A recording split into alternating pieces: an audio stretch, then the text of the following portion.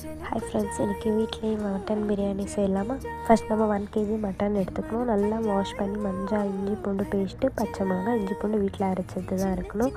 போட்டு நல்லா 5 விசில் விட்டுக்கோங்க. அதுக்கப்புறம் பெரிய குக்கர் வச்சு எண்ணெய் ஊற்றி ஆல் பிரியாணி ஸ்பைசஸ் போட்டு வெங்காயம் விட்டு நல்லா வதங்கணும். வெங்காயம் நல்லா ப்ரௌனிஷாக வர வரையும் வதக்குங்க. அதிலே கல்லுப்பு சேர்த்துக்கோங்க. கல்லுப்பு சேர்த்துக்கணுன்னே இந்த இஞ்சி பூண்டு பேஸ்ட்டு, இதில் க்ரீன் கலர் மசாலா என்னென்னா, நான் கொஞ்சம் கொத்தமல்லி, புதினா, பிரியாணி மசாலா ஒன்று சேர்த்து அரைச்சிருக்கிறேன்.